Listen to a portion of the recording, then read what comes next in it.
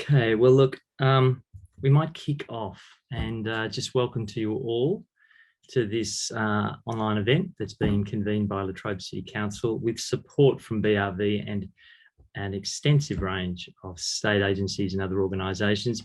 My name's Steve Braham from an organisation called the Group Work Centre, and I've been asked here to facilitate this session as a kind of an impartial voice, enabling as many of you to contribute as possible. So it's really my role today. I'm not involved in the content per se, but rather to make sure that we can all use this space well and really get that opportunity to hear each other. So just some very brief housekeeping, given we're in this online space. Most of us, I guess, are pretty familiar with it now, but if you're not, it might be good. This is going to be helpful. And particularly if you've been working with council, this is some of the protocols that are pretty standard. Oh, that's lovely. We've got some beautiful tips that are up there so you can see this. Thanks, Cass. This is mute your microphone. If you're not speaking, that is a very good idea. You can, well, it's got turn off your video, but please turn on your video. Hide non-video participants. Well, you can do that if you really need to get technical, but otherwise don't do too much if you're not familiar with this space. The key things are to make sure that if you want to ask a question later on, is to use the hand raise function, which is at the bottom of your kind of little screen there. You've got a series of boxes. You'll see participants, chat, share screen, etc. And in the reactions, right down the bottom, there's a raise hand icon. Now, if you use that, we're just going to have a much better time with answering questions, because when you raise that, you go up into the top corner and we can see all the people who are asking questions. So that would be great if you can. Also, you know, when we've got so many people on the screen, it's good to just check the view that you might be in, because there's the gallery view, which is where you see everybody, obviously, but there's also a speaker view, and that can be very helpful if someone's presenting and just kind of focus in on them, and you don't get that that thing we call Zoom trance, where you can kind of just disappear because there are so many faces and it's hard to follow everyone. Because we've got a few people, just a reminder really that we want to share that space, share the airspace as much as we can. If you've got something to share, please. My role here today is to try and make sure that, you know, that's what's going to happen. But just be aware of that, that there are other voices here.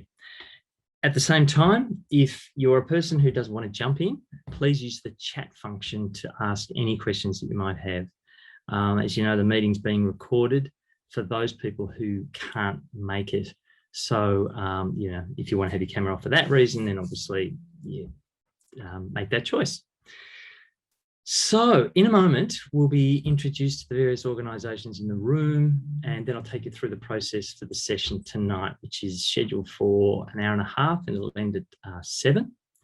But first, I'd like to pass to Carmel Flynn, who's the acting CEO of BRV, to officially welcome us all and open the session. So over to you, Carmel.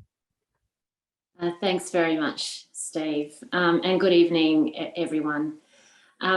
In welcoming everyone today, I would like to acknowledge the traditional owners on all the lands on which we meet today, but with a particular acknowledgement of the traditional owners of the lands of the communities of the city of Latrobe, the Brayakalung people of the Gunai-Kurna Nation, a proud people who have survived tens of thousands of years, often against great adversity.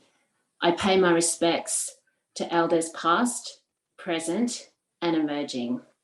And just in welcoming community members to this meeting, I also would like to offer that the deep connections that our First Nations people have to the land and to the waterways and to communities are also shared by the many organisations that are here tonight in our commitment to listen to you, to understand your experiences, and to support you with what you need to recover from the storms and flood event and their impacts So thank you very much for your time tonight.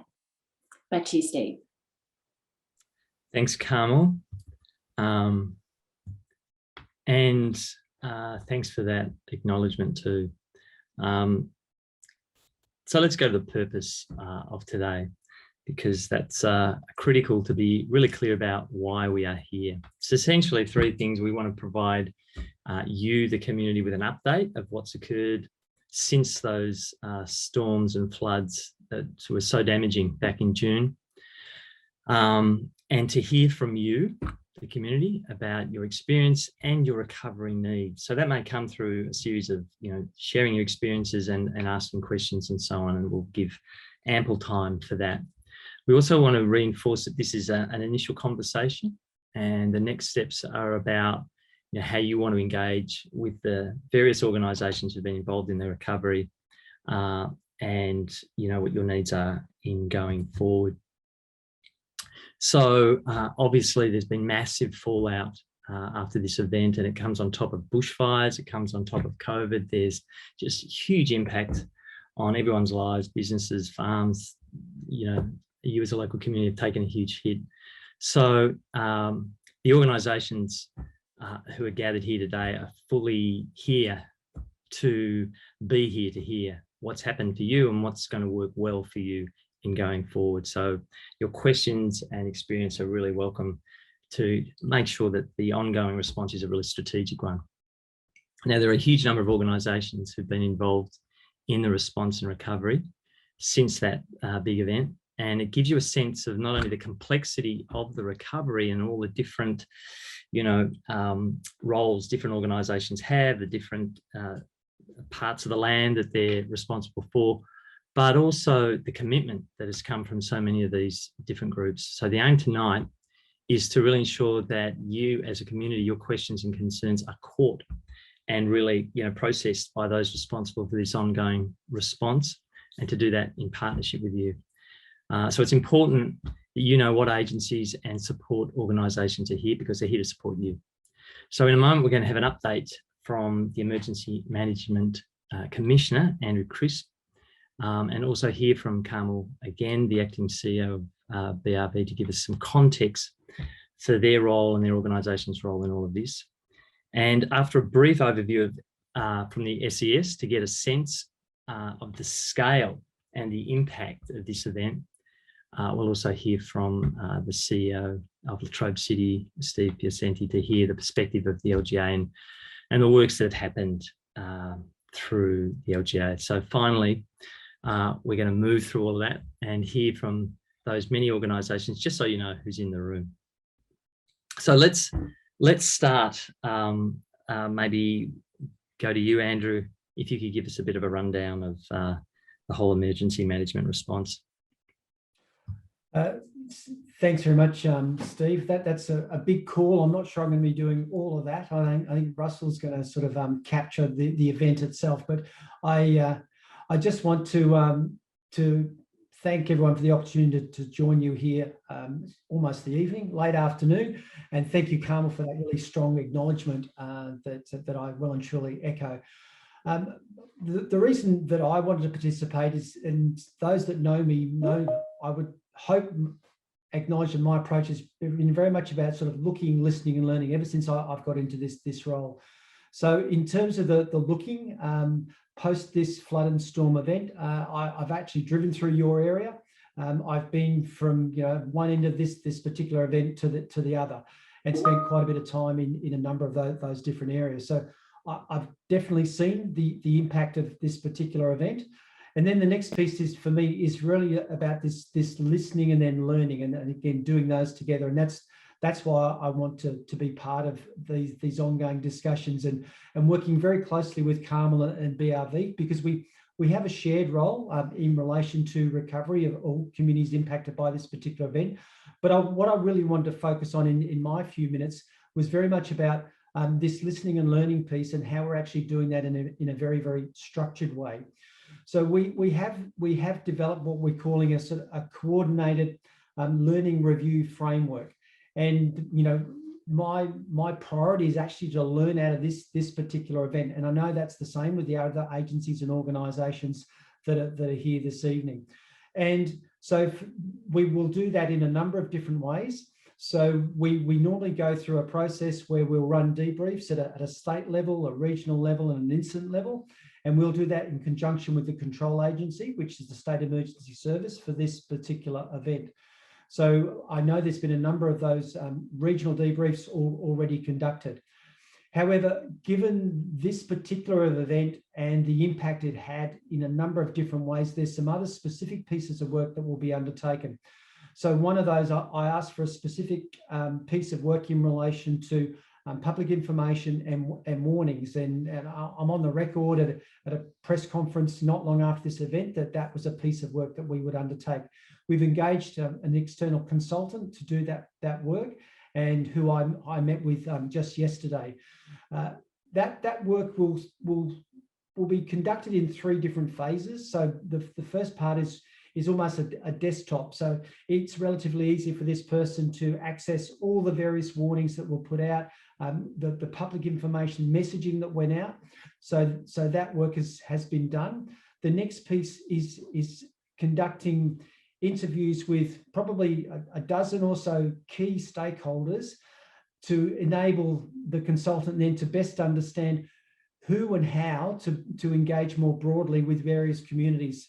So your CEO, Steve Piacente, will definitely be one of those 12 that the consultant will engage with in the very near future, just to get the better understanding about what more can be done.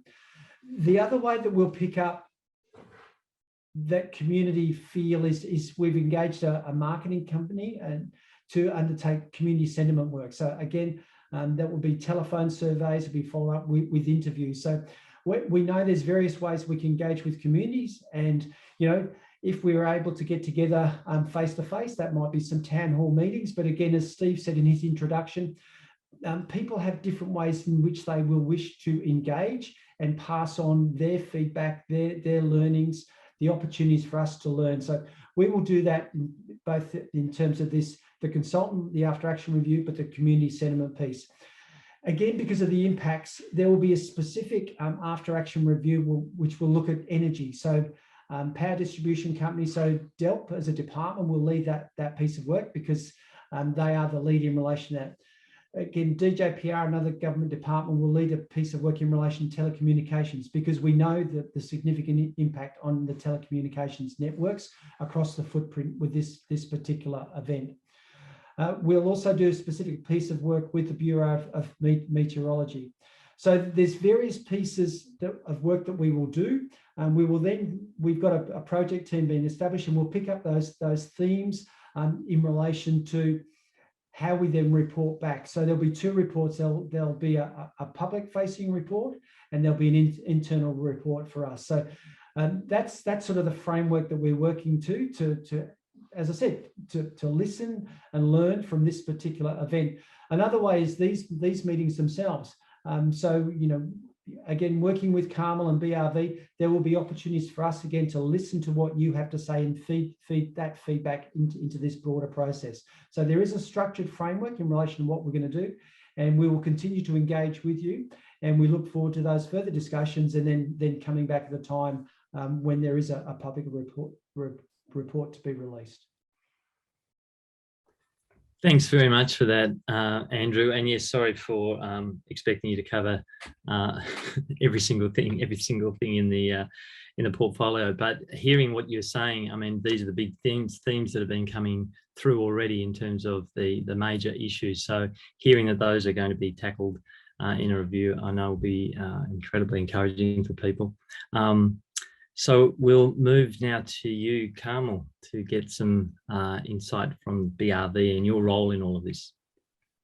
Yeah, thanks, Steve. And so as you've mentioned, I'm from Bushfire Recovery Victoria, and we work under a delegation from Andrew, our commissioner, and we're the responsible state agency for coordinating recovery from the storms and flood events, so right across the state. So as part of that, BRV has put a small team in support of the City of Latrobe, and just like to acknowledge that the BRV Regional Director, Kane Trist, is with us tonight as well.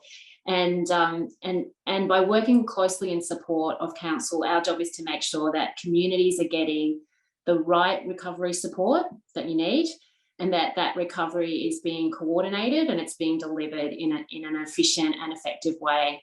So especially if there are like major challenges where multiple state agencies might need to come together to solve problems or to progress community recovery priorities, then BRV is the agency that's well placed to do that in support of councils and community.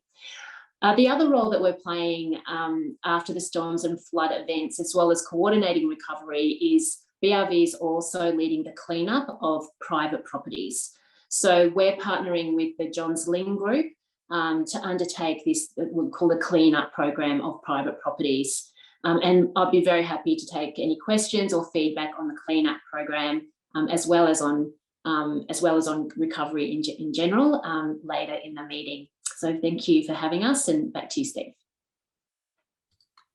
Thanks very much, Carmel. I don't know, many people will be extremely happy that there is a coordinating body in amongst all the many, many different agencies bringing it all together.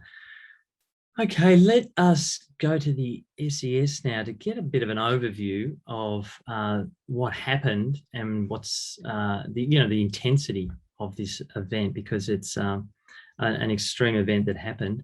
I'm going to hand over to Russell Wilmot, I believe, from the SES. That's it.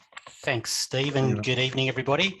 Russell Wilmot, I'm an operations manager with the Victoria State Emergency Service based in Gippsland. Work out at the Bairnsdale office and look after emergency management. I'm just going to share my screen, so hopefully this will work. People can let me know whether they've... Yep, all good. Got it? Okay, terrific. So I've only got a short window here just to provide a quick overview and set the scene about what occurred with our extreme weather event in June 2021. Our values is always something that we talk about, and I suppose the one that highlights to me tonight is we are part of our community, and that's Latrobe City. Background, so as everybody here knows, that the night of Wednesday to 9th of June and into the following day, we experienced a severe weather event with strong winds and heavy rain, which ultimately caused the widespread damage, flooding and power outages. And what would unfold would be the busiest 24 hours in the history of Vic SES. And that's where we received 9,000 requests for assistance over that 24-hour period. An initial flood watch for Gippsland was issued on Tuesday the 8th, with rainfall totals of 60 to 100 expected across the flood watch area through Wednesday and Thursday, with up to 150 to 250 likely about the ranges. So we would see the heaviest rainfall would be across West and South Gippsland. The Bureau of Meteorology, who issue the warnings, said that there would be 9 catchments that could be impacted from minor to moderate flooding expected across West Gippsland, the Mitchell River catchment from late Wednesday, with major flooding also possible. Embedded in that was a severe weather warning for damaging winds, which was also issued for West and South Gippsland and parts of East Gippsland. Another severe warning was issued as well for heavy rainfall, and an east coast low would deliver heavy rain leading to flooding and damaging destructive winds, and expected to have multiple centres that would influence the location and timing of the heavy rain. 24-hour rainfall totals from late Wednesday morning to late Thursday morning were expected to be 70 to 120 across the warning area, and reaching 150 to 250 above the higher terrain in West Gippsland. And as we know, the catchments were already saturated for much of West and South Gippsland, and wet to moderately wet through East Gippsland, where we had that rainfall in March. As you can see from there, I've just highlighted the warnings that were issued on Wednesday the 9th. So we had a major flood warning at 3:52, followed by another one at 4:19, another one at 4:27, a moderate at 4:43, another moderate at 5:43, and then, as people would know, the major for the Traralgon Creek at 1:59 a.m. on Thursday the 10th of June. So very dynamic, with a number of warnings coming there through from the Bureau of Meteorology. At the same time, the Victorian Government declared a state energy emergency after flooding caused cracking at the Yallourn Power Station's Morwell River diversion wall. Trains were suspended between Traralgon and Bairnsdale, and of course we had that beach erosion. And there, if anyone was having a look at the Vic Emergency app at one particular time of this event, they would have seen exactly what's on the screen there.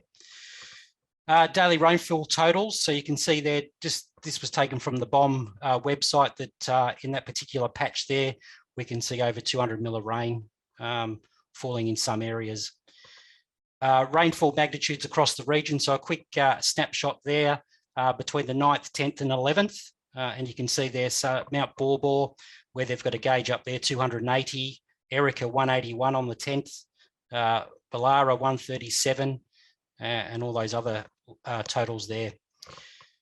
The river flows across the region. So just in a quick table there, you'd see that our river system's down on the left, the particular gauges and the dates and the time of the peaks and the heights they got to. So at one stage there, you could see on the 10th and 11th, we had a number of rivers in major and moderate and some minors.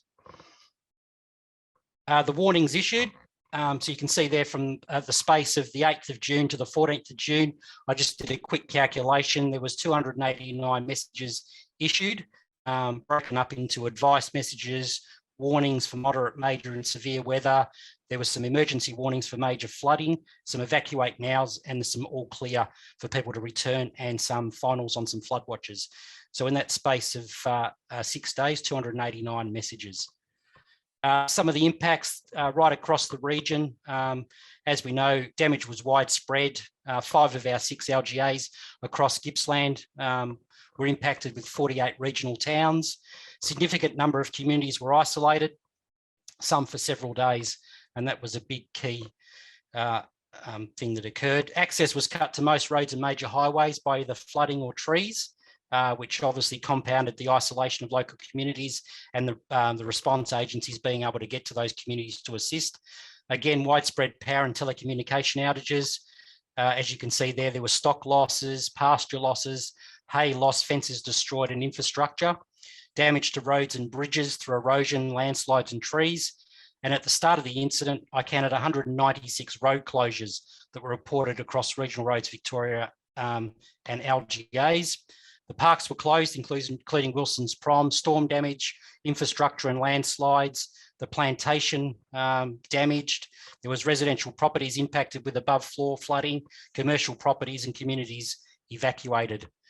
Some of the impacts across Traralgon, and there's probably more here that people will be able to share, but some of the ones that I came up with is, as we know, many houses and businesses close to Traralgon Creek were impacted from overflow and yard flooding. Many roads inundated, inundation of the Traralgon Recreation Reserve and Tennis Club. There was large parts of the Victory Park and Bert Thompson Reserve underwater. The Mantra car park was flooded. The Traralgon Centre Plaza underground car park flooded. Large areas of farmland inundated. Many rescues performed from houses and cars in flood-affected areas, and there was trees uprooted and debris and mud everywhere. The response there from the 9th of June to the 13th of June, there was 1,185 requests for assistance just in our patch in Gippsland. It was a multi-agency response, all our partner agencies. There was task forces and IMT staff and resources from other SES regions, which were Southwest, Midwest and Central regions, were deployed into Gippsland, and the Bairnsdale and Traralgon Incident Control Centres were stood up and operated 24/7. There was 17,363 SES volunteer hours across the 5 days, and that's not taking into account all the other manpower and volunteer hours from all our other partner agencies, community groups. There was extensive support from the business community and community members to support volunteers in the Incident Control Centre, which was fantastic. Forest Fire Management Victoria crews working from local management areas assessed impacts and facilitated safe access and egress for communities and essential services, particularly those communities that were impacted from trees across roads that we couldn't get to. And a road planning operations cell was activated at the Traralgon ICC to manage road recovery across Gippsland.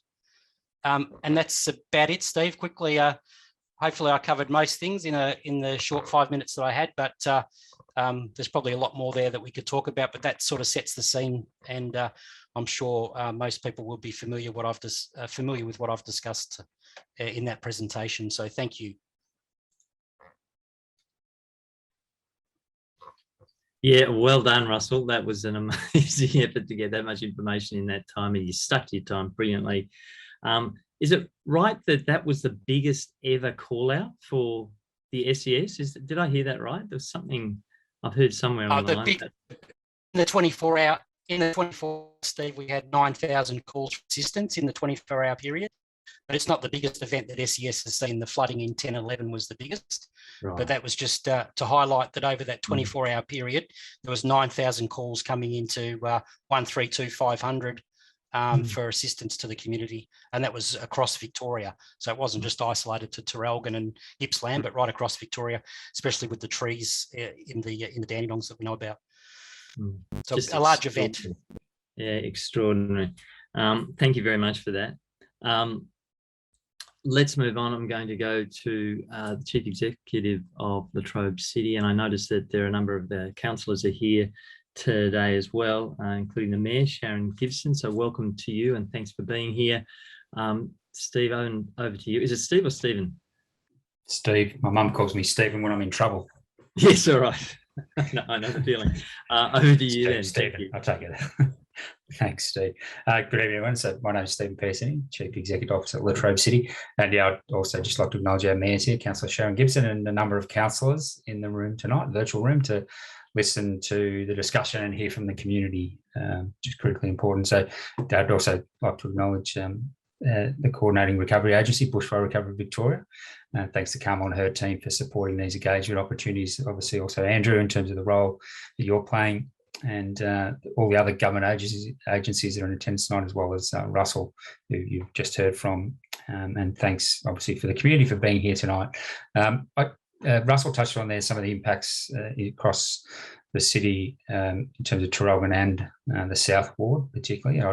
Both my comments are probably more tonight focused on the South Ward in terms of the impacts. So obviously the community would know better than I, the people who live in that area, that the South Ward isn't immune to the challenges that Mother Nature inflicts on us. And since things like the Dalburn bushfires recently and ongoing pandemic and the June flood and storm event, just to name a few in recent times, it has been challenging and tumultuous would be an understatement. So in particular, the storm damage in the Yanar South and Budgeree areas was the largest since 2009. I've had some of my team talk to me about this, who have lived in the community all of their life, and they've said that the devastation of the landscape road network particularly, and on your personal properties, is one of the biggest events that they've seen in their lifetimes.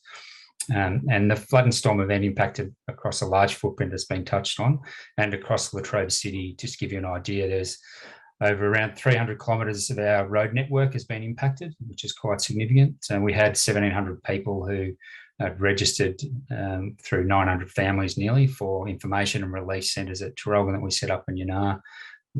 Over 700 secondary impact assessments of properties and the like in terms of flood and residential impacts. And pleasingly, there was around 266 referrals to the Gippsland Emergency Relief Fund, and they were all processed, and over $600,000 was distributed by them, which was great to see. And they stepped up fairly quickly in terms of being able to offer that event. So from a council perspective, as part of the immediate response, I think from my perspective, the initial response focused on Traralgon, where we had the flood event, and then it broadened out quite quickly from our team's perspective under the direction of incident controllers to get to work clearing roads. And they worked extended hours in pretty trying conditions, lots of fallen trees, as you would well know, and debris. And that initial response work was obviously supported by many in the community, contractors as well, in terms of clearing and getting access to people's properties. That's been ongoing for some time to a greater extent, but they did an amazing job. So obviously our immediate response in terms of supporting the recovery, that response was about ensuring safety, making safe access and egress available for residents in the highest impacted areas. And we understand that some in the community may continue to be frustrated by the progress of some of that clearing work. It's been a challenge for us. It's my team have again told me it's been some of the longest work they've had to do in terms of clearing work, in terms of that immediate response, and we're nearly getting towards the end of that initial phase. So as of today, there's about 364 kilometres of road network across 75 different roads that have been cleared of trees. While our essential works have been carried out on most of those, there's still some work to be done that'll be completed shortly. So there will be significant, though, remediation and repair works required. And so that's included grading and reinstatement of roads and clearing drains and the like.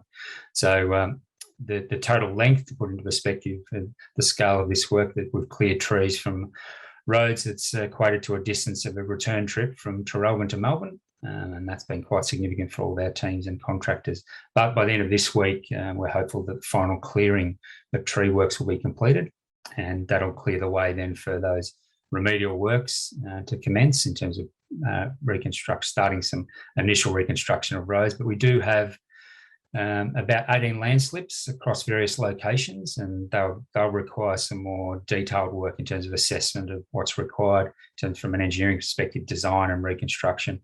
And as you might appreciate, that will take us a bit of time. So there's also some immediate reconstruction work on Switchback Road in terms of a blown out culvert that's high on our list to undertake. So I've had some feedback around that was important to note. As we did in the first few days of the event, we will continue to prioritise these works and ensure we communicate with you and impacted residents to assist the community. We have been publishing an activity of scheduled roads that we've been working on, including a map on our weekly update on our website and also on our social media. We post that, so I hope that's been useful for the community if they've seen that. We do understand, though, that the impact of this event will be felt for some time, and officers from our emergency management team continue to support and work with impacted residents as part of our role in the recovery phase. While some in the community would have had access to that initial support funding for people in the community, that's now closed, and we'll be assisting community members in terms of providing them with access to relevant agencies or not-for-profit groups to assist them with replacement of fencing, support for livestock, along with personal and emotional support as we'll continue through the recovery phase. So in this event, we haven't had BRV involved in past events, so this is new for us as well in terms of having BRV involved. So we're glad to have them here as the coordinating authority over the whole event, but we'll continue to work with them as we need to as part of the recovery effort. And so I'd like to thank just members of my team and the community who lent a hand to others at their time of need. There's many stories we've heard that demonstrate the resilience and support for the community, not just staff and volunteers, emergency service agencies who rolled up their sleeves and got on with it. As I touched on earlier, there was a lot of volunteers and volunteer and other work that happened in that immediate response, not just in terms of volunteer agencies, but just people getting out there and getting the job done. It's always good to see the community pull together in these events and make that happen. So in terms of the council officers who've worked on the relief and recovery phase, we've got an emergency management team. We have had support from Bushfire Recovery Victoria in terms of funding to assist with some additional roles. So that'll be something that I think will be of good support to the community. Particularly our roads and city presentation teams, they've done an amazing job, and they'll continue to manage and action the ongoing assessment, cleanup and remediation. Our business support team are there as well for impacted businesses to help them. But like any emergency event, it takes a whole team approach to support our community, and it's been a great effort so far, and I hope that can continue. So thanks to all involved. And we will continue to communicate with impacted residents. We did set up an email address early on in the process, flood2021@latrobe.vic.gov.au, so people can contact us through that or just through our normal channels. So and should anybody have any questions post this evening's event, I encourage you to reach out to us either through that email address or just to our emergency management team and through council, and we'll be in touch with you. And we'll also continue to provide those, touched on there before, regular updates to the community on our website and social media for you all. So thanks for the opportunity. Happy to hang around and obviously answer any questions that come up later on. Thanks, Steve. Good on, Steve. Thanks so much for that. And I just wanted to point everyone out to the chat. There's some notes that are just going in there. Please have a look. One of them includes Steve's recommendation to go and have a look at council's website. So, for example, Russell's presentation is available or will be available on council's website, as well as any questions that we don't get to, as probably as well as the questions that we get to today, but a kind of a summary document of questions and answers from tonight. So we're almost at that time where we want to hear from everybody else, all the community, your stories, your questions and so on.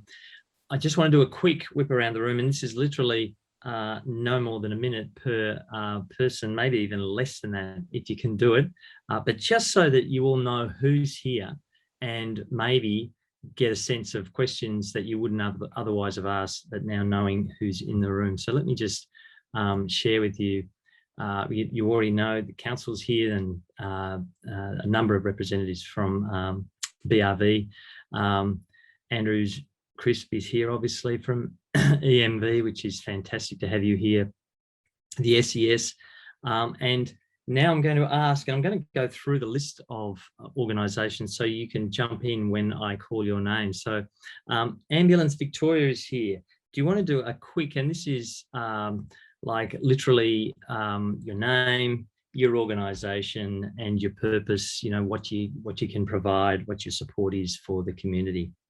Over to you. Yep. Hi, I'm Paul Jones. I'm the, sorry, of all times, Paul Jones from Ambulance Victoria. I'm the area manager for this area, and I'm joined by Danny Anderson, who's our dedicated Gippsland specialist in the regional emergency management space. So if there's questions, we're happy to answer what we can or find the answers for you. So thanks for allowing us to join tonight. Good on you, Paul. Thanks very much for that. And from the West Gippsland CMA, who have we got? Thanks, Steve. Yeah, g'day everyone. Dan Garlick here from the West Gippsland Catchment Management Authority. Thanks, Steve. Excellent. From DELP, and maybe when you say who you are, because there's a lot of jargon, a lot of acronyms, and I'm falling fast into those traps. Please say your full name and what you're here for and how you can help. Who have we got? Yeah, good evening, everyone. My name's Peter West. I'm the Recovery Manager for Department of Environment, Land, Water and Planning, and so interested in public land recovery and committees of management. Thanks. Good on you, Peter. Thank you. From Parks. Yeah, good evening, everyone. It's Andy Gillum representing Parks Victoria. I'm the Acting District Manager, and I'm hoping we have been and continue to be a good neighbour to many of the people that live in South Ward of Latrobe City. Thanks, Steve. Thanks very much, Andrew. AusNet, do we have someone here? No one's jumping in. I'm going to pass, unless you're on mute. I'll go to Rod then from DFFH. Over to you, Rod.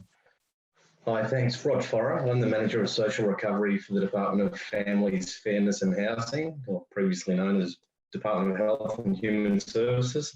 And we're working with the various agencies in the social recovery work.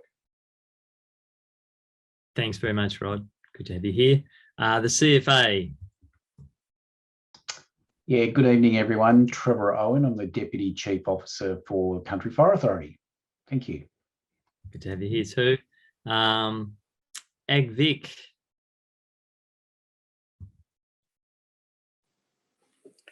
Hi, Steve. Hi, everyone. I'm Del PTA here from Agriculture Victoria, here representing our recovery team dedicated to this storm event. Thanks very much. And from HVP, Ruth. Yeah, Ruth Ryan, I'm from HVP Plantations. So we manage around about 36,000 hectares of plantations within the Latrobe City. We're neighbours to a lot of you. We've got around about 700 hectares of salvage, and we run those log trucks up and down the roads as well. So yeah, that's where we're at. Fantastic. I know the Dandenongs would be loving to have an organisation like you up there at the moment with all the trees they've got down. Thanks very much, Ruth. The Red Cross, who's there? We got someone? No. And Vic Pole, we got someone from Vic Pole tonight. No, no one from Victoria Police tonight. No worries. All right.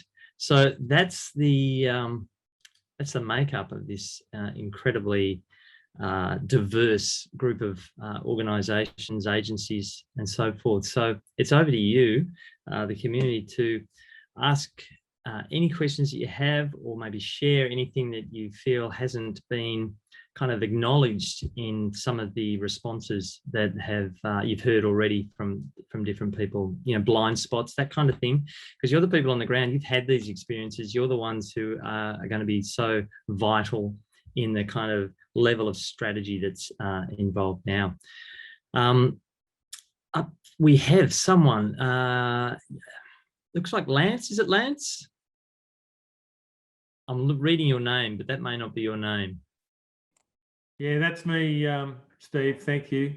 I Yes. just most of the overviews from everyone. So Lance King, I'm the manager of emergency management for Latrobe City Council, and most of the information being given is the high strategic level stuff. When Steve got into the nitty gritty around the roads and all that sort of stuff.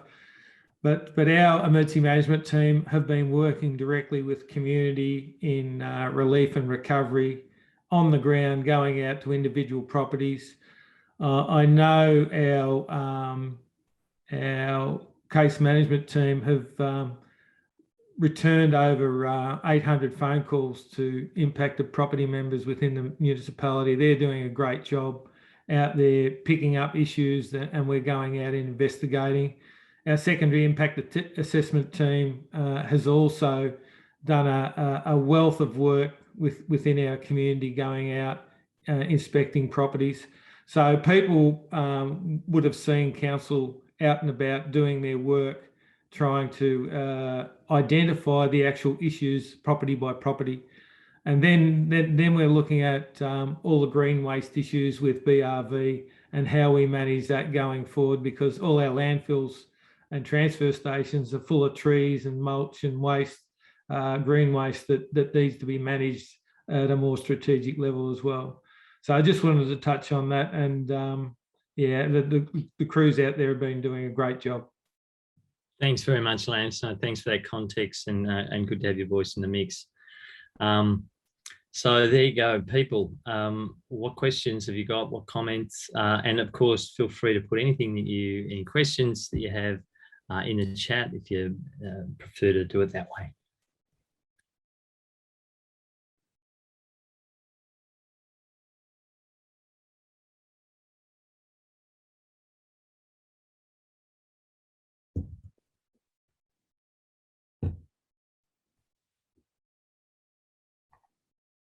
And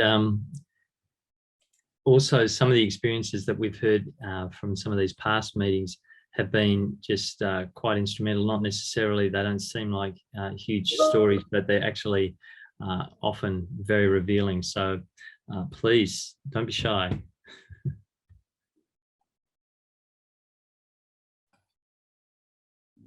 Steve, it's Kane here. Perhaps it's an opportunity just to talk from Carmel just around the cleanup program and the support that we'll provide, because it's certainly about to sort of kick off works-wise after quite a bit of assessment and scope going on as well. And that might get some of the questions going, and we'll hear from people as well about their experience. Yeah, thanks very much, Kane. And look, on the upside, it might be just such a thorough briefing that everyone's done that all questions have been answered. There was 100 and now there's none. Who knows? But yes, great idea. Let's keep the conversation going. Over to you, Carmel. Oh, thanks so much, Kane and Steve. Yeah, always happy to jump in. Look, the flood and storm event of the 9th and 10th of June, you know, as we've seen, is a massive event across the whole state. So it has left a really complex cleanup program in various disaster zones across the state, but definitely in the area in which communities are joining us from tonight. So from Yinna, South Yinna, Geelong, Bullara has been one of those disaster zones where there's been this real concentration of the storm effects. So the cleanup program of private properties is being it's being led by BRV in partnership with John Sling, as I mentioned earlier. Registrations are open for private property owners who have structures, so residences or sheds or structures that have been destroyed and need cleaning up, or that have hazardous trees and or other hazards caused by the storm of the 9th and 10th of June. So just some indication, I'm just looking at some stats in front of me. We've had from those 4 townships 77 registrations. So there's a 4-step program in the cleanup program. Firstly, people register, and we've had 77 registrations from the communities that are here tonight. And then the second step is that we book an assessment to be undertaken by our contractor. So that booking is done over the phone. It will be an appointment, so the property owner knows when someone is coming to assess the property. And once the assessment occurs, then the third step is we make what's called make safe the property, and then cleanup occurs as the fourth stage. So they'll sort of all happen in order. If anyone's interested tonight, it's the 1-800 number that's on BRV's website. So 1-800-560-760. People can call that to find out more information about the cleanup program, as well as to register. And again, I'm happy to take any more questions on that program tonight. Thank you. Good on you, Carmel. Yeah, and that number's in the chat, people. So if you want to know more about that, please get onto that number. Ruth, I was just wondering whether or not you were able to say anything about the work that your organisation does in terms of, salvage logging. How does that work? Is that a direct kind of connection with people in the community, or do you go through council? How does that all work? Yes, Steve, we're the major supplier to industries like AKD in Yarram, and also AP Opal in Maryvale. So, getting our wood to those markets is critical to keep those industries operational, and also, to keep the paper and the timber flowing out the other end, so people can build houses and whatever else they're using the wood for. So as well as running our normal business, we've also had to deal with the storm recovery. And as I mentioned very quickly before, we've had about 700 hectares of plantation that's actually been damaged by the wind, and we'll actually have to now reschedule our harvesting activities to cope with that. All of our harvesting activities come under the Forest Code of Practices, and with that we have to register a site operation plan with the council. And so now with the salvage operations, we have to change the ones that were previously registered. There will be some little bit of change to some of the coops that we used to had planned compared to now, because we have to do this salvage. So there will be some change in potentially where you'll hear operations near, neighbours might not have been expecting it before, but we'll have operations closer to them if there's been significant damage. We've also had crews out doing a lot of road clearing, and also crews where we've had significant trees over neighbours' fences, etc. We've had crews that have actually done almost a harvesting operation to clear some of those trees. Fantastic, thank you for that. It's good to get that that context. I think it's fascinating too, at a time when supply or the demand for timber. I know, having heard from a few builders, how difficult it is to get timber at the moment, because a lot of timber was sold overseas, and there was the bushfires, and then there was the whole incentive from the federal government, and suddenly all the timber dried up, and now we've got all these huge trees. I know it's it's a supply and demand. We've got supply, but it's on the ground and it's not ready to be used. But yeah, I mean, your work obviously is a critical, plays a critical role in getting that timber to the right place. I'm just having a look. There's a question here that there was, and these are questions that have come in previously. So there are many landslides in the area, including all the way up to Jumbuck. Will these be fixed prior to the fire season and suitable for CFA truck access? Otherwise, there is a big risk for us. And I think that's a question that's been echoed many times. Now that there's all of this timber on the ground and we're now moving into spring and summer, what is going to happen in terms of that fire risk? Who would like to have the first bite of that big apple? Yeah. I can take the initial response, Steve. I know our teams are at the moment doing that assessment, and we're getting some more support in terms of engineering assessment to be able to analyse exactly which ones need to be done. But that issue around risk in terms of the fire season is one that we're working on at the moment in terms of that impact. There's also been a lot of material that's been left around on the side of the road that would present a fire risk. So that's something that we're also looking at how we best deal with that at the moment. So we have been having some discussions with other agencies around that. But in terms of the landslips and the number of them, they are quite significant. So my team are having a good look at that at the moment. I can't provide the exact answer now, but I'll get the team to provide that as a further update to the community about how we're looking to progress with those.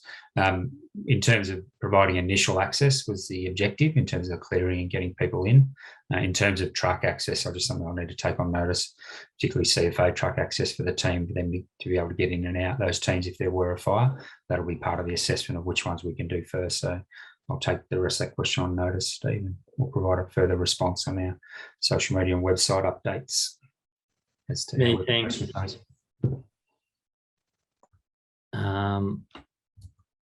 Many thanks for that, Steve.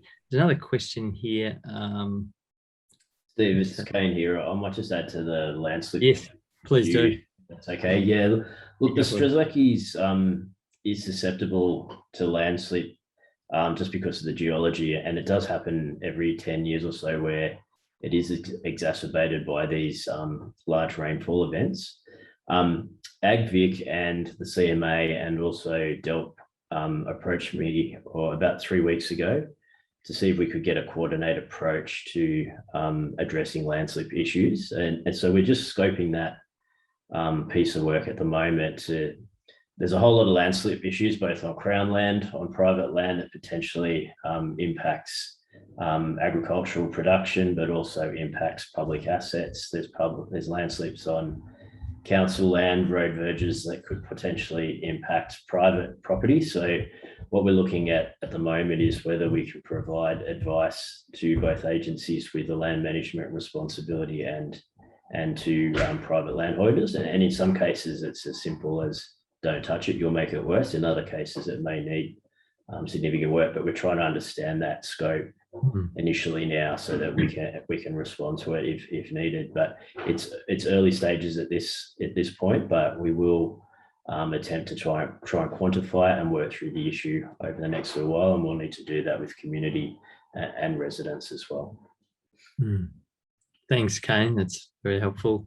Look, there's a question here from Donna Mack, and she says we're in Budgery East, and we were trapped up here for 5 days, no power for 8 days, called for help more than once because ourselves and our fellow neighbours were running out of fuel for the generator and food for us and our young children.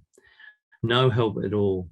SES told us to batten down as more bad weather was coming and that they couldn't help get fuel or food to us. There were a couple of choppers flying around that could have possibly dropped fuel in when the council workers finally cut through Budgery Road. We were asked if they had brought fuel for anyone, and they said no, we didn't. We even tried calling the local police. No answer, no call back, no visit.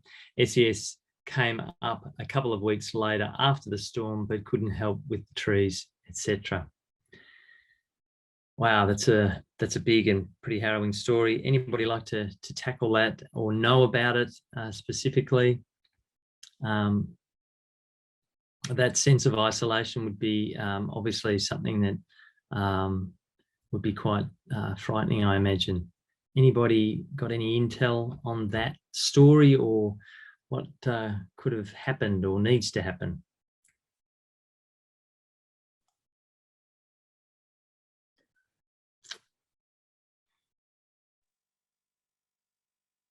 It's a big story, and yeah. Sorry, it's Andrew here. Sorry, yes, please. I must have missed the instructions again about the hand. I'm well practiced in Teams, but not so much Zoom. But as you said when you read that out, like you can't help but get goosebumps when you listen to a story like that, and to experience that would have been horrific. And I'm not aware of the specific that specific instance, but I've made some notes in relation to it. And I hope that's something that we can pick up in those debriefs at an incident or a regional level, and I can definitely feed that into the discussions as an example about if this was occurring, what could have, and what should have been the response to that. So I'm happy to feed that in as a very real case study from this particular community.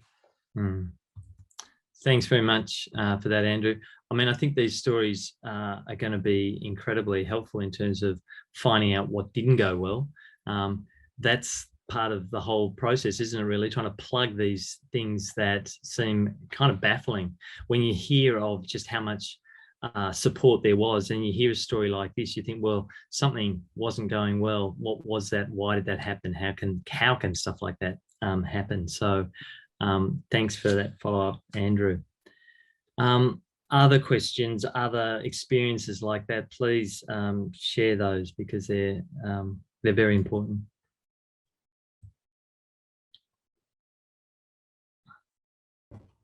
Steve, it's Kane here. We did have all of the agencies debrief yesterday, which was led by EMV and SES, and that very issue did come up, and relates back to the Commissioner's earlier comments around, we need to learn from these things and feed them into future events. So, it's been picked up really strongly, but, as Andrew said, a brilliant case study in, how we need to respond to these sorts of events going forward.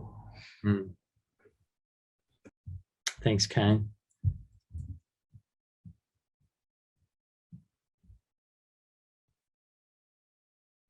Other comments, if no questions from anybody? So sorry, Robin from Latrobe, and I've just put a very badly typed message.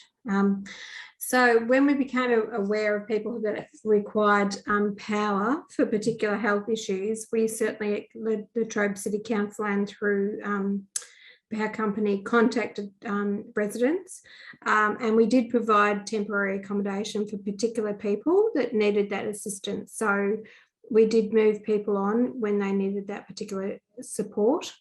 And that was quite a close interaction between Department of Health and Human Services or Department of Family, Fairness and Housing at the time. So we were certainly touching base with both our internal council support services as well as state government to make sure we were aware of those people that were particularly power dependent people. Thanks very much for that, Robin. You mentioned there the DFFH as well. I'm just wondering, thinking of the post effects of something like that, where you're stranded for a number of days, really not knowing what's going to happen with young children and so on. Can you talk a bit, Rod, to the support that DFFH is providing for people who are still perhaps, just going through that recording that's there in them and the trauma associated with that?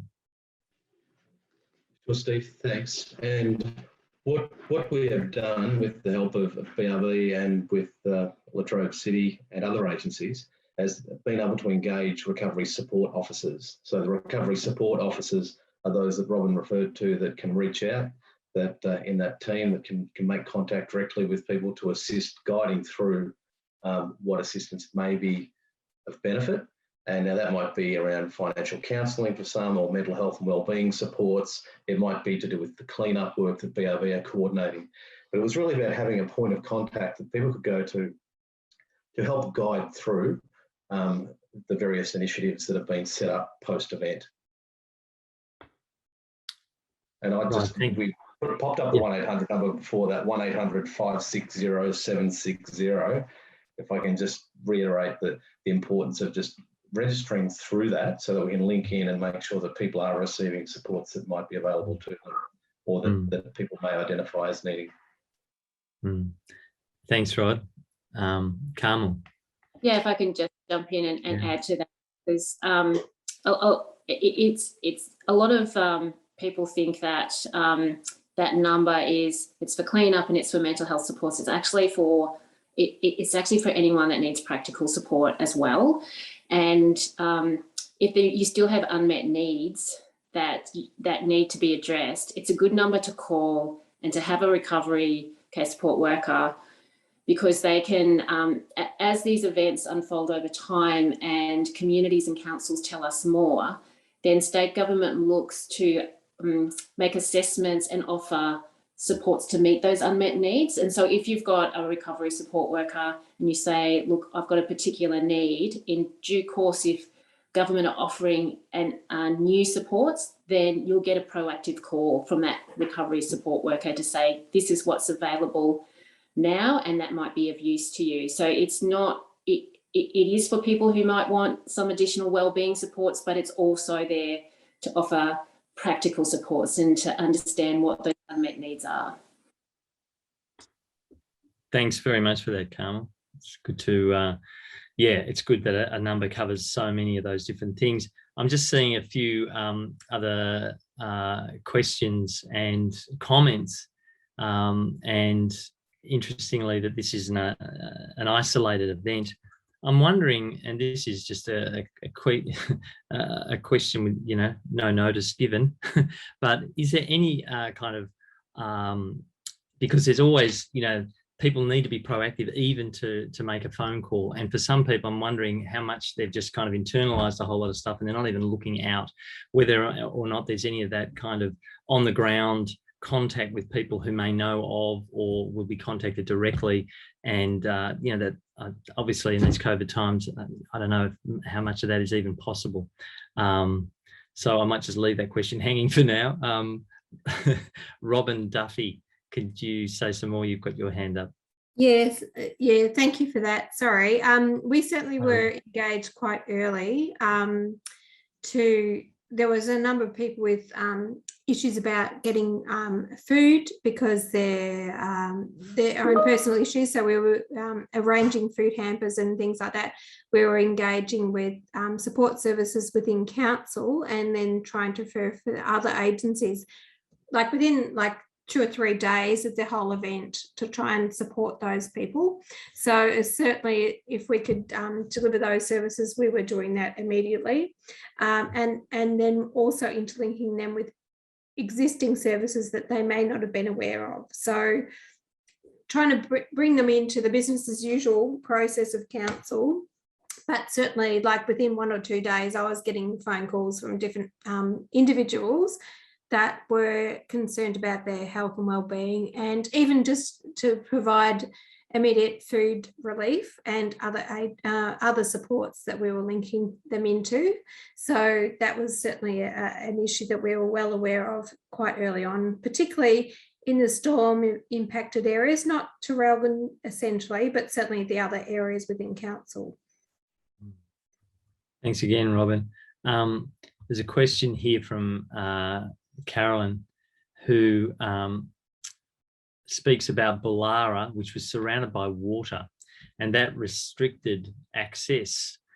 So if the general question is, what is being done to improve water flood protection? Anybody want to answer that? I had put my hand up, Steve. That was actually for a different question. It wasn't actually for that question. I suppose, but I suppose in general terms, I'm not sure if the CMA would want to comment on that one in terms of looking at past flood events. There are often reviews that occur just to see what happens with flood events and whether there's, in terms of the extent of flooding, particularly whether it's actually within what would have been predicted for that type of event, and whether there's anything that should be reconsidered. So I know that we were doing some flood mapping around some of our towns previously, and that had impacted on where we'd identified people would be flooded. So there might be something to consider as part of a review. The one there's some comments in there around the questions around telecommunications during this event. That was, and the length of power outage was obviously something that was fairly unique, I thought, to this event, and people not having access to phones. I think that people had SOS. Even I experienced that for a very short period of time until power came back on. So I think as part of the review process, I understand, Andrew, that was going to be looked at in terms of telecommunications, and could that network of telecommunications become more resilient in the future? Was something I think had come up in conversations. I'm not sure if you want to comment on that as well. Thanks, Steve. Yeah. Yeah, happy to add to that. That's definitely the case. As I mentioned, there's a couple of specific after action reviews looking at energy and telecommunications, whether it was sort of direct impact, to telecommunications infrastructure itself, no power, which is required for that infrastructure. Battery backup, wasn't long enough. Couldn't access because of trees down across the road. So there are certainly things to be learned, but in some respects also got to keep things in perspective. With the distribution businesses, they were talking about, they basically had to rebuild the network, and they did the work in a number of weeks that they would normally would have done over a 2-year period. Don't get me wrong, I'm not making excuses, and I appreciate how difficult it was for everyone, but there was significant scale across a very large geographic footprint in relation to this, but we do need to learn, and I definitely think there are opportunities around telecommunications. Thanks very much for that, Andrew. I'm just wondering, Dan Garlick, do you want to say anything about the water issue? Thanks, Seems Steve, obvious. and apologies. Yeah, I was trying to find how to put my hand up, so novice here on Zoom, and apologies. But just to follow on from what Steve was saying, and apologies, it's not my area of expertise or specialist, but obviously our statutory planning unit is capturing all the data from the recent flood event, and we'll assess that and work closely with not only local Latrobe, but all the other shires in relation to what we learnt and what that might mean going forward. So sorry I didn't jump in before. No, not at all. Thank you. Yeah, anybody else? I'll jump in again, Steve. Yeah, you got that other question. I saw another question there. Yes, which was something I touched on briefly when I spoke. In terms of the initial, I suppose, focus of the event was around Traralgon. So when obviously the warnings went out, and even our response as a council, the immediate response was to support the agencies in terms of letting people know where road closures would be. I think there was a comment there about the number of road closures that occurred. Initially, that was in the Traralgon area, and I think from my perspective, the telecommunications issues didn't help in terms of not being aware of where some of the greater impacts were in say in the South Ward in this example, where I think it was sort of by the Saturday I mentioned at the first community meeting that there'd been a number of impacts broader than just Traralgon, and that was something that our staff were working on, but it did take time to get out there and clear the roads and get all the agencies involved in helping do all of that work, and the community stepped in. As I said when I did the intro, that in terms of individuals and contractors and the like who just were out there living in that community, they sort of stepped up and did some of that initial clearing. That's something that certainly has been raised with council, but in terms of just, I suppose, where most of our resources are in the towns where our machinery. So then getting that out to those locations and clearing the roads on the way through did take a little bit of time. And so I suppose just something to acknowledge just the style of this event. And because telecommunications were out, we didn't exactly know where all the impacts were. And so it did take a little bit of time to get on top of that. So I suppose any review, we sort of already touched on that. Andrew just mentioned that around telecommunications, if that could be more resilient in the future. And things also that in terms of building resilience of the community, what is it that we can do with the communities to make sure that in the future, if there is an event like this, that there's preparedness for those things that in terms of support. So there's some things we'll need to be looking at for the future. So just want to acknowledge that. That's the main point. Many thanks, Steve, for jumping in there. I mean, it's such a huge kind of time with so many massive events that have affected people in terms of the resilience of the community. When you take slam after slam like that, it can be pretty difficult, I imagine, for people to recover. Yes, Mayor Sharon Gibson, please. Over to you. Thank you. You're very welcome. Look, if we want to learn from this event, there were a number of incidents that exacerbated the issue. Telecommunications is one. Also, and no offence, Andrew, but having people in the incident control centre who didn't know the area, that didn't help. How you can do that in the future, it's not up to me, because the situation where the lady said about she had no power and water and things for a number of days, that wasn't isolated. We were hearing, and it was through Facebook, the people didn't even have food for their children. They needed baby formula. In the relief centre, there was a newborn baby. They didn't have power and things. So it really was exacerbated by the lack of telecommunications, but also, and I get the trees were down, but you had power lines in it. Yes, it was so large, the events across the states, and you didn't have AusNet down on the ground as much. There was frustration from people who are local people, whether it's CSES or CFA or whatever, and they couldn't get in. They know the area. So whether there's something that can be done in the future about linking people who actually know the area in with the others, because I'm not trying to put people down. What I'm trying to do is, how can we learn from this? So how can we actually get a better result? So there are issues that were live on the ground for quite a long time, and a lot of it was local knowledge. So, you know, and because the telecommunications were down, you didn't know that there were people there that didn't have food, and they didn't have septic because they didn't have water. They're on tanks and everything else. So there was supposed to be, after the fire, some telecommunications put in so it would never happen in that area again. I don't know what happened, whether that was put in place or not. But if it was, it didn't work. So we need to look at, okay, why didn't it work? Or if it wasn't put in, well, it needs to be put in. So I'm not trying to come and beat anyone up about this, but we were hearing firsthand from the residents what was going down. And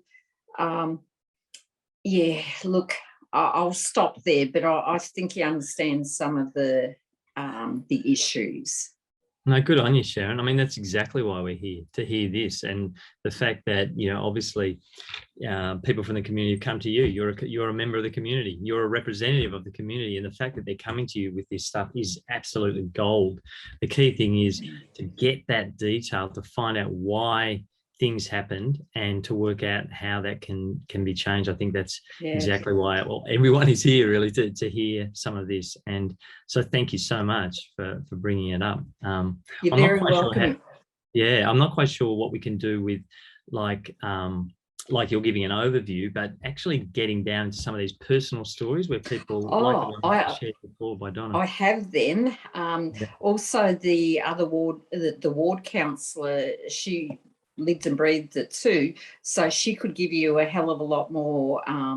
She could tell you the people, their names, where they live and everything else. So if you want that information, I think she's still in here, or afterwards she could give it to you.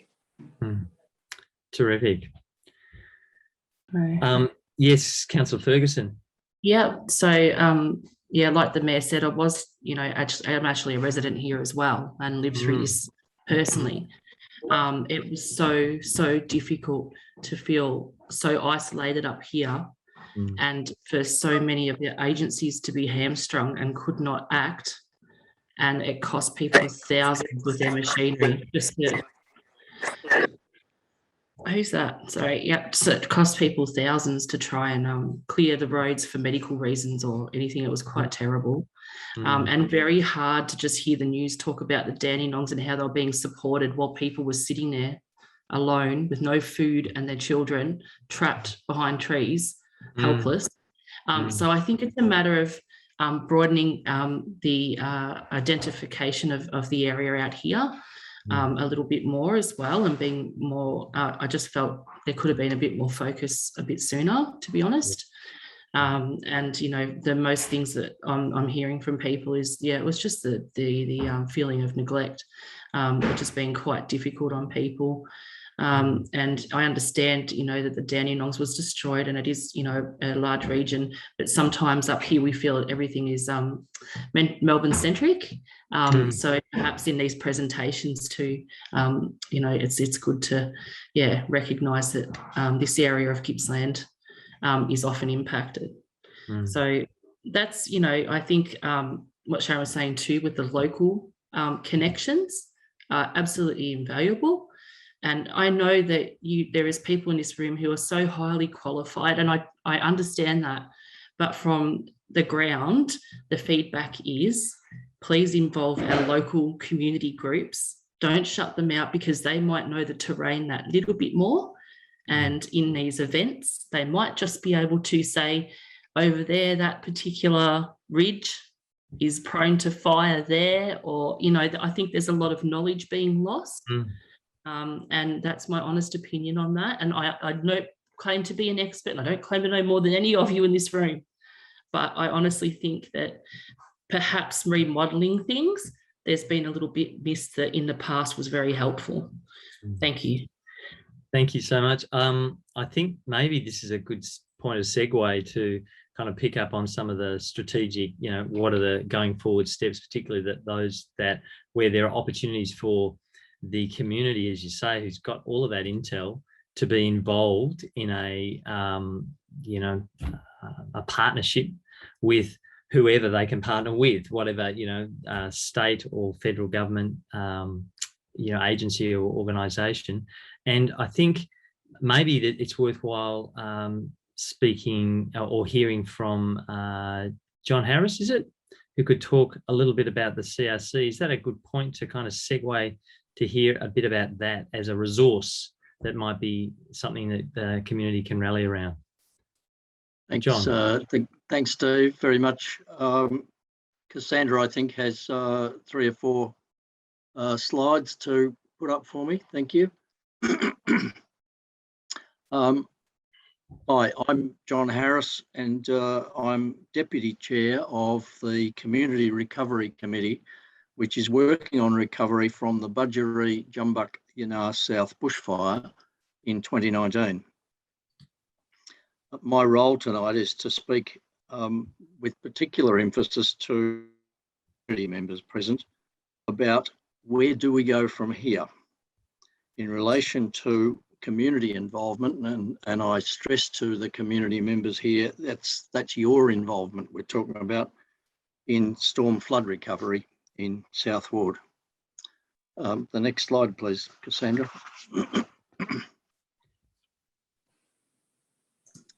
Tonight's conversation has enabled us as community members to meet with and to hear from the representatives of the various agencies. And it has allowed people to ask at least some questions and raise some recovery issues.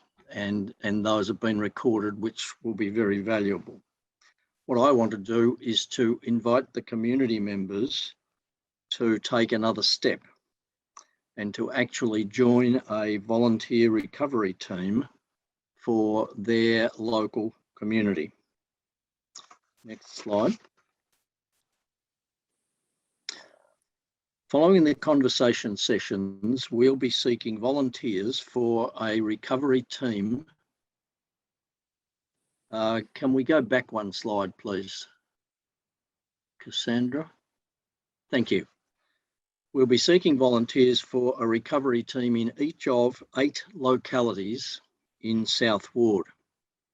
So Ballara, Darla, Delburn together, Ballara South with Merboo, Budgeree with Grand Ridge, Churchill, Geeralang Junction with Geeralang, Jumbuck, Yanar and Yanar South. members of the Ballara Dalamurla Delburn recovery team will be able to focus on finding out and sharing information about recovery issues and needs and projects in the community. They won't have to get involved with those issues across the rest of South Ward. They can focus on their community. I should stress that these teams aren't expected to carry out the physical recovery work. That's for the staff and the contractors of the council and the agencies. What they might do, though, is to go out and knock on their neighbours' doors and talk to them about how it's all going. These teams will act as the eyes and ears of their community, and most importantly, as the voice of their community. And that voice will be relayed through the team's elected representative. Next slide. The locality team's representative will become a member of the South Ward Community Recovery Committee. And the question that obviously arises is, so what exactly is the role or the purpose of a community recovery committee? Let me read what our official document from Latrobe City Council says.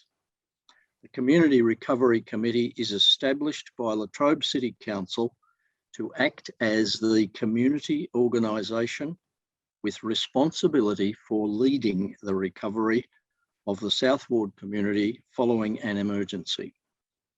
The purpose of the CRC is to lead community management of community recovery and building of affected communities. I think you'd agree it is, in fact, a very important role.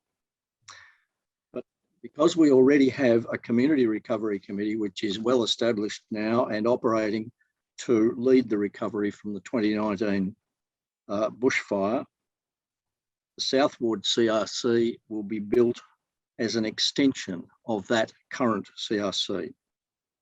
That will enable us to apply what we've learned over the past 2 years, and we've learned a great deal, to get hopefully more recovery activity happening quicker for the 2021 storm flood in our 13 communities in South Ward.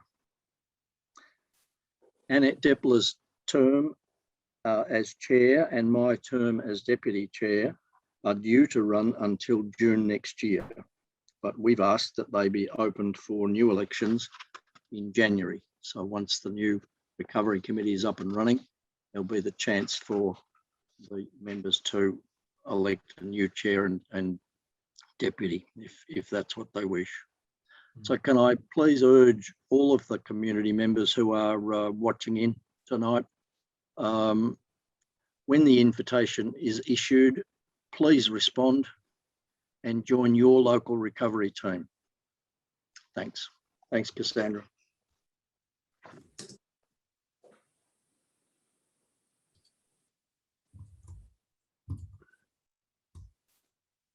Ooh.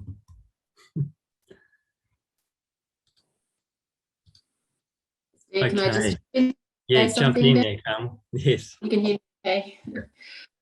Look, I would just like to acknowledge and thank John for your leadership and your advocacy for community-led recovery, John, and your engagement in that space over the past years.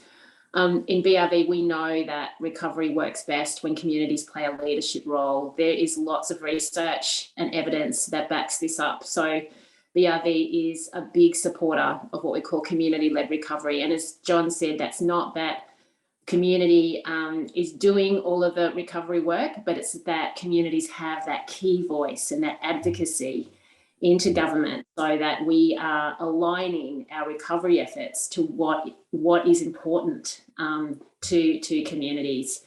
It's also a chance for local community members just to come together and have really deep conversations about what their experiences have been, and then what's important for them now and into the future. And we've, after the bushfires, there were 22 community recovery committees established. And just by way of example, one of the really common advocacy points across all 22 CRCs, I'll start using the acronyms now, was that we want our communities to be better prepared for future bushfires and for future disasters.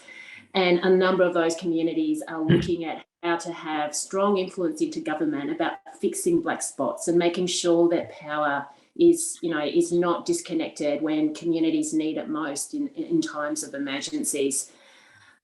So yeah, I would just like to thank John and echo our support for any community member that's interested to become more involved. As someone from government, it's actually a privilege to engage with community leaders who care about having their communities more resilient to future disasters, and to look at whatever we can do to support that and to make that happen. So thanks very much, John, for your words tonight, and strongly supported by BRV. Thank you. Thanks, Carmel. Thanks so much, Carmel. One last question there from Paul. We're almost at time. Did you want to add to that, Paul? I just wanted to thank the community generally for the feedback that we've got tonight. It's very important to us in our role operationally, and just make a couple of points on some of the things said tonight as I thought about how our agency could access some or understand some of the concerns, and perhaps we don't advertise it well, but we certainly had support from Melbourne down here through ambulance, through the bulk supply of emergency medical equipment that came down very early in the piece. We certainly partner with our other agencies so we can access various areas, whether it be by boat or by four-wheel drive vehicles. And to back up the fact that we've got four-wheel drives located in Warragul, Moe and Sale, we have aquatic trained paramedics that were on standby so they can actually access across water in a safe manner. We have wilderness responders that can walk in with backpacks and be self-sufficient if you need our help. We've got helicopters, as you know. Gippsland's had a helicopter, an ambulance helicopter for a long time. Now we've certainly partnered with police and Life Saving Victoria and the like, who also have helicopters available to us. And even our telecommunications, we know that we're not part of the state radio system that's slowly being upgraded. And we actually borrow radios from other agencies, which we did on this occasion to make sure that we could contact them. So there's some of the things in the background that have certainly improved in my years in ambulance. Once upon a time, we had to wait for the patients to come to us and hope for the best.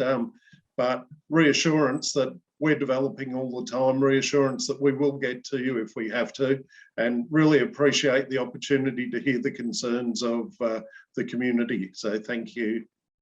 Thanks very much, Paul. Good on you for that. And Sharon, I'm assuming your hand is still up from before. That's why I haven't gone to you. Steve, did you want to say anything as a closing? I was going to ask whether the Mayor still had her hand up as well. We've had another Sorry. question.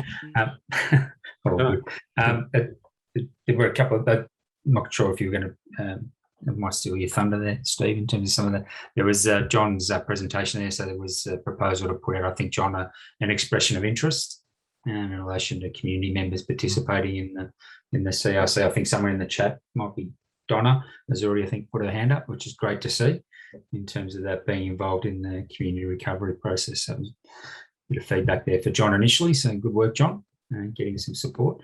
I think that the Mayor, and just want to go back to a point that was raised earlier, Mayor, I think Councillor Ferguson raised it around some of the impacts of the event and people having access. I know that's not my phone, that's yours, Steve. The team worked hard during the event, and I heard some pretty amazing stories. I know even a delivery of food and the like that was being provided. There was, I think even I heard a story of a drone being used to deliver medication to a particular property owner through the event, which was because they were isolated for a particular point of time. I think that's a medication dropped in. So I know the team did work hard with all the agencies to try and make sure those that were impacted were able to get access to food and supplies and the like throughout the event. It was wasn't easy and it was challenging. I think the mayor was out driving around at one stage, even helping out with some of that in terms of getting access people to food. And a lot of people did drop into our information centres and the like that we had, and that was challenging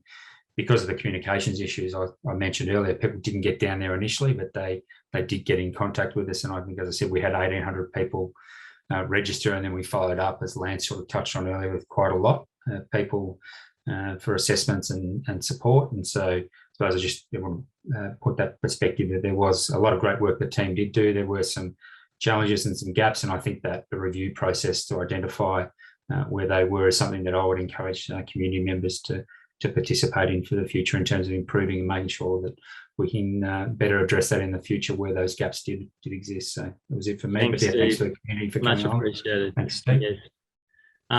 We're right on 7. I don't want us to go over time. That's one of the worst things that can happen, particularly when we're in evening sessions. Robin, are you okay if we continue to close here? I think there was some follow-up you wanted to do. Maybe that could come in the question and answers. Is that okay, or is there's an urgent thing there from you? Did you want to say anything? I was just going to say, and I was trying to put it in the chat, but I was on a shoot. Look, we certainly are working with community members well and truly. That's not an issue. If people need to contact council, that's certainly encouraged. And if people are concerned about their constituents and all that, so certainly contact us. We don't close out any referrals. If people are being contacted by council and are concerned and they want to reactivate their concerns, certainly contact us, definitely.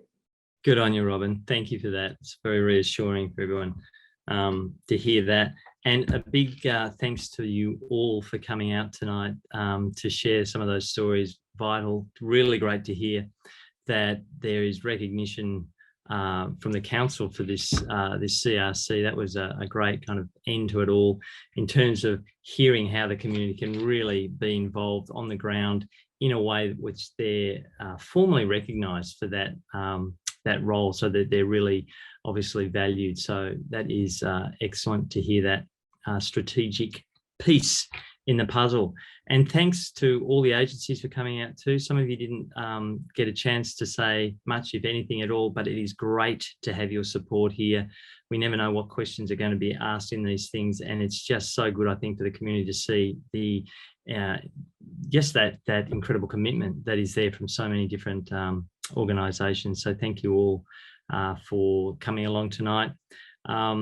As has been said a number of times in the chat, and Cassandra's been busy with others dropping things into that chat in terms of contact numbers and making sure you follow up with the council's website just to find out any detail that's been mentioned tonight.